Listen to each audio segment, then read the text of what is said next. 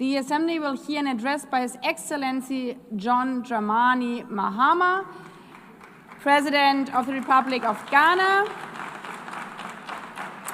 I request protocol to escort His Excellency and invite him to address the Assembly.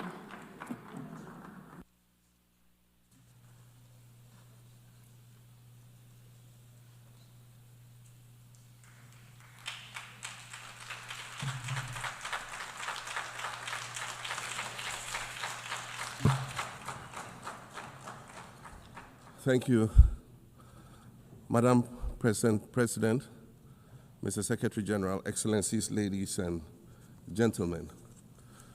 At this 80th session of the United Nations General Assembly, I'd like to speak about Africa's role in the future of this organization. However, it's impossible to do that without first considering the collective role that Africa played in its founding, which was small and relatively insignificant. Of the 51 member states involved in the founding of the United Nations in 1945, only 4 were African: Egypt, Ethiopia, Liberia, and South Africa. It is important to point out that the United Nations came into being in the aftermath of World War II because of the inability of its predecessor, the League of Nations, to avert a large-scale global conflict, which had been its guiding purpose when it was founded in 1920 at the end of the First World War.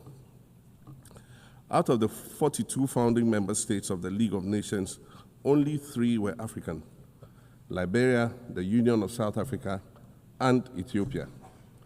Egypt was to join later in 1937. Africa's overall participation in the organization's founding was minimal and relatively unimportant. That's because before all the other talks and meetings, representatives from a group of 14 nations gathered in Berlin for a series of discussions that began in 1884 and which led to the partitioning and formal colonization of the African continent, which is also called the Scramble for Africa. It has famously been written that past is prologue. Well, in the past, the majority of the 54 nations that now comprise Africa were never offered a seat at the table where plans for a new world order were being drawn. But, Madam President, as fate would have it, the tables are turning, and Africa's role in the authorship of whatever is yet to come for this world is going to be huge, and it will be consequential. According to this organization's own projections, by the year 2050, more than 25% of the world's population is expected to come from the African continent. Additionally, by 2050, 1/3 of all young people aged between 15 to 24 will be residing on the African continent. So you see, the future of this world is African. Allow me to say this once again a little louder for those of you in the back. The future is African.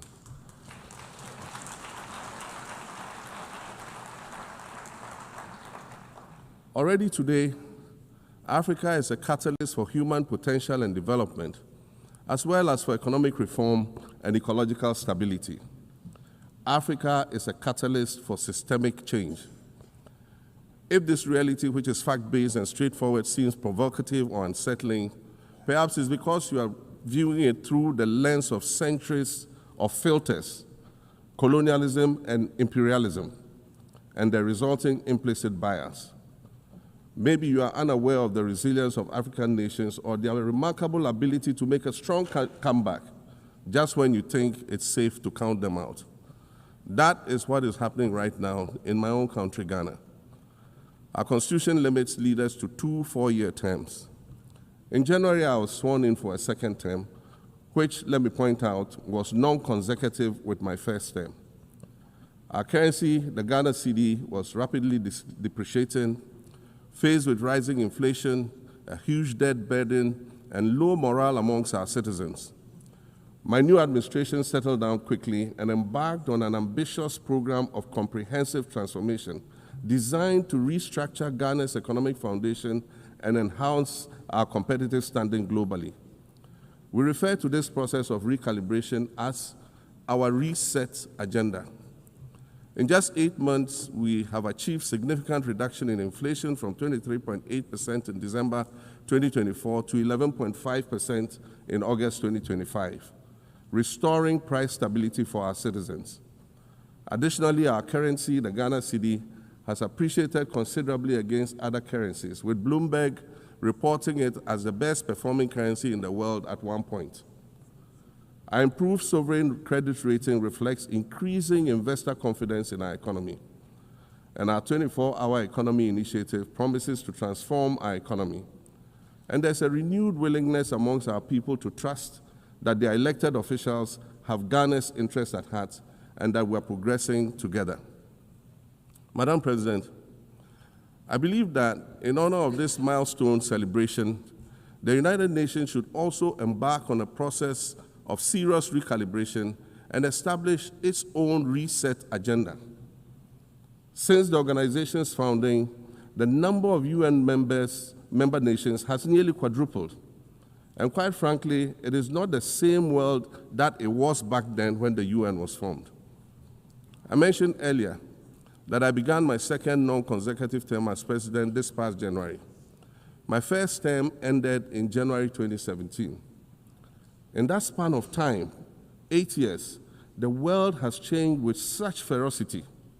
My first days in office after my return felt as though I had just awakened from a Rip Van Winkle-style sleep. Now, no, that was only after 8 years. Imagine then what it will be like after 80 years since the founding of the United Nations. In 1945, the sun had not yet set on the largest empire in history. The most common mode of international travel was by sea. The personal computer had not been invented, let alone made portable. And television, a new convenience, was still in its infancy, albeit in black and white color. Relations between the US and the Soviet Union were turning frosty, with Winston Churchill declaring that an iron curtain has descended across the European continent. Fast track 80 years on, in today's world, hundreds of thousands of commercial flights take off and land every day. Libraries have been digitized so that volumes of literature can exist on a small device, small enough to fit inside your pocket. We live in a world of cryptocurrency, artificial intelligence, social media, the internet and its dark hidden dungeon of the dark web, all of which carry a potential threat to global peace and security. Climate change is real, and we're fighting a losing battle against the loss of Maldives and other island nations to the rising sea level, against the loss of Timbuktu to desertification, and the Amazon forest to global warming and deforestation. Madam President, the UN Founding Charter is outdated when it comes to representation in this August Assembly. The most powerful post-World War II nations are still being rewarded with an almost totalitarian guardianship over the rest of the world. And yet, the first sentence in Chapter 2, Article 1 of the UN Charter declares that the organization is based on the principle of sovereign equality of all its members. If this were true, and was the case, a continent as large as Africa, with its numerous UN member states, would have at least one permanent seat on the Security Council.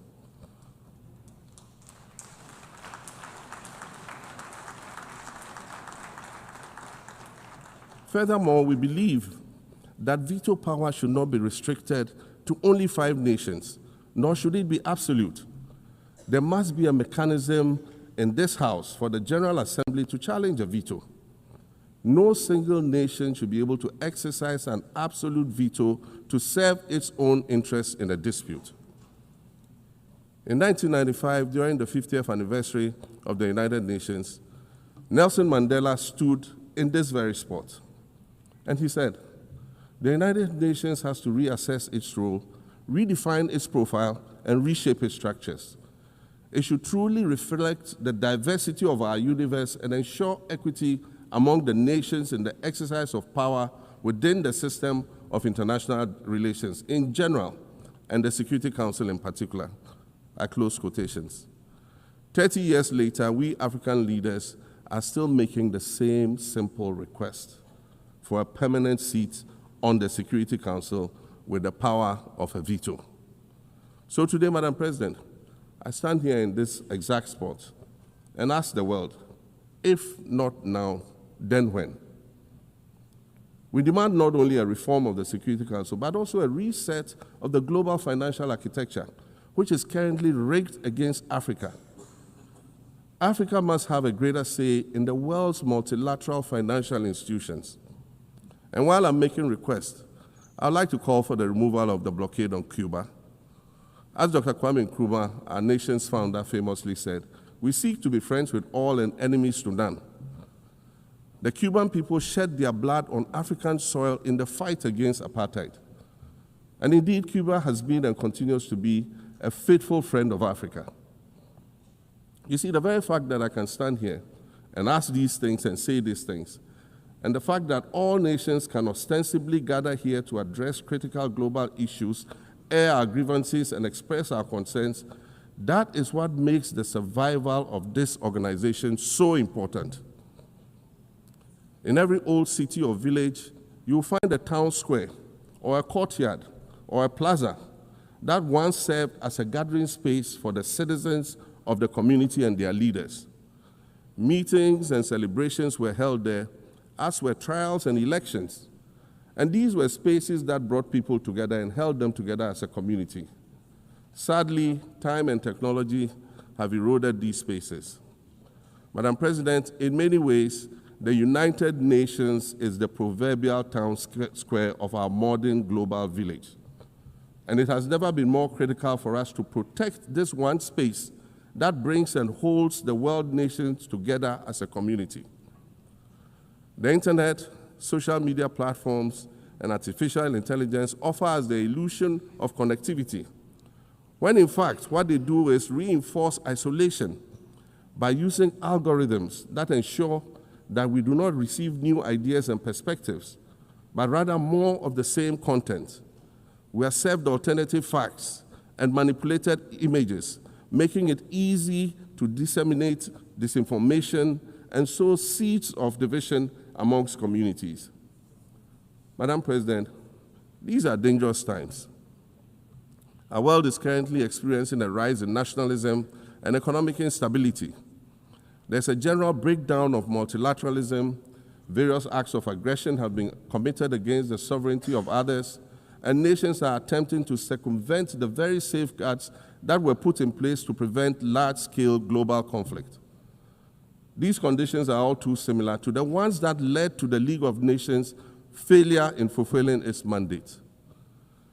The denial of visas to President Abbas and the Palestinian delegation sets a bad precedent and should be deeply worrying to all member nations of the United Nations.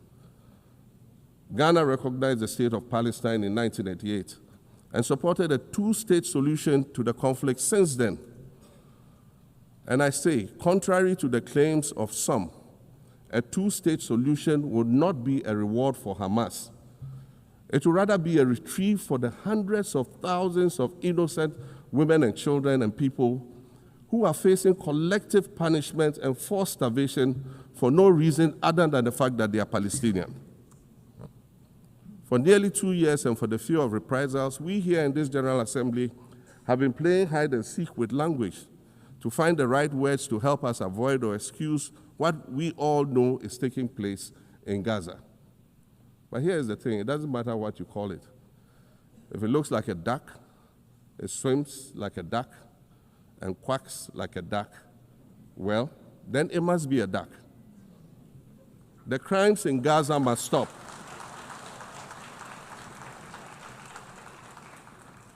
The crimes in Gaza must stop. Madam President, I also want to draw particular attention to the conflict in Sudan, which this body has described as the world's largest humanitarian crisis. 12 million people have had to flee their homes. And when we speak of migration, we refer to the 12 million new Sudanese refugees, whom we as a global community should be willing to assist in much the same way that many member nations readily assisted new refugees coming out of Ukraine. Let's dispense with the euphemisms and dog whistles and speak frankly. It is not a mystery that when leaders of Western nations complain of their migration problems, they are often referring to immigrants from the global south. But many of those immigrants are climate refugees. And interestingly, the global north emits 75% more greenhouse gases than the global south. However, the effects of climate change are more severe in the global south because we lack the resources to address them effectively. And so when the desert encroaches on our villages and towns and they become unlivable, we are forced to flee. Warsan Shire, a Somali-born prophet, a Somali-British poet born in Kenya to Somalian refugee parents, was London's first youth poet laureate. She writes in her poem titled Home. And it says, you have to understand that no one puts their children in a boat unless the water is safer than the land.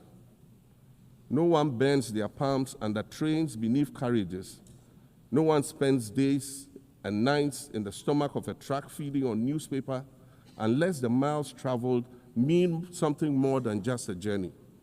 Madam President, we cannot normalize cruelty. We cannot normalize hatred. We cannot normalize xenophobia and racism. If we're going to tell a story, let's not tell it slant. Let's tell all the truth.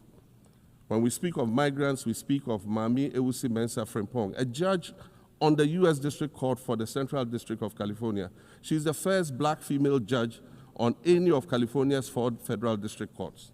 She was born here in America to immigrant parents from Ghana. We speak of Peter Bosman, a medical doctor in Ghana who moved to the town of Piran in Slovenia in the 1980s and later became the first black mayor of Piran, the first black mayor in Slovenia and in the whole of Eastern Europe. We speak of T. Michael, the iconic Ghanaian Norwegian artist and designer. And of course, we speak of the late Kofi Annan, former United Nations Secretary General.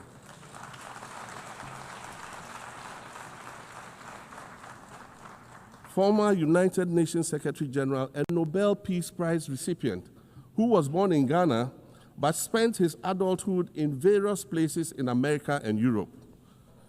These are people who have brought great distinction to the countries that they decided to call home.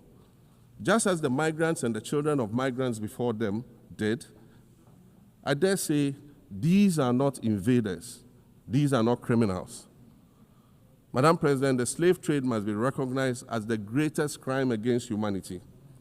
As the African champion on reparations, Ghana intends to introduce a motion in this August body to that effect. More than 12.5 million Africans were forcibly taken against their will and transported to create wealth for the powerful Western nations. We must demand reparations for the enslavement of our people and the colonization of our land that resulted in the theft of our natural resources, as well as the looting of artifacts and other items of cultural heritage that have yet to be returned in total. We recognize the value of our land and the value of our lives, as did our colonizers, as well as the governments that happily paid reparations to former slave owners as compensation for the loss of their property, in quotes. And that property for which they received compensation was paid referred to enslaved people who had been freed. Madam President, an increasingly insecure world is witnessing upward spending on defense budgets of bilateral partners and steep cuts in official development assistance. Since July 2024, it is estimated that there's been a 40% drop in humanitarian aid globally. In this era of global uncertainty, Africa must exercise sovereignty over its natural resources to raise the necessary funds to ensure the well-being of its citizens. The days of parceling out vast concession areas to foreign interests for exploitation must come to an end. We'll continue to welcome foreign investment, but we must negotiate better for a bigger share of the natural resources that belong to us. And we must insist on value addition to these resources. We're tired of the continued image of poverty-stricken, disease-ridden rural communities living at the periphery of huge foreign-controlled natural resource concession areas. We're tired of having people extract the most they can from us and in return offer us the very least by way of respect, consideration, and dignity. We're tired of not being represented in ways that reveal the richness and complexity of our history or acknowledge all that we have overcome to arrive here in this liminal space of untold possibilities. Allow me to echo the Indian-American writer Arundhati Roy, who wrote, "Another world is not only possible, she's on her way. On a quiet day, I can hear her briefing." I want to add that for the sake of Africa, and quite selfishly for the sake of my 18-year-old daughter, I hope that this new world that is arriving is a place of safety and equality for women and girls. To succeed, we must empower everyone, including women and girls, to reach their full potential. In closing, Madam President, I'd like to congratulate you on your election to preside over this historic 80th General Assembly and on being the 5th woman to hold this distinction. I'd also like to congratulate Her Excellency Nana Jane Opoku-Agyeman on being the first woman Vice President of Ghana.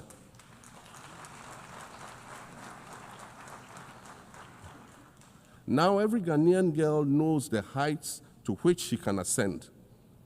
Words matter, but issues of representation matter even more, which is why Ghana looks forward to the appointment of a woman as Secretary General of this organization in the near future. Madam President, Your Excellencies, I thank you for your kind attention.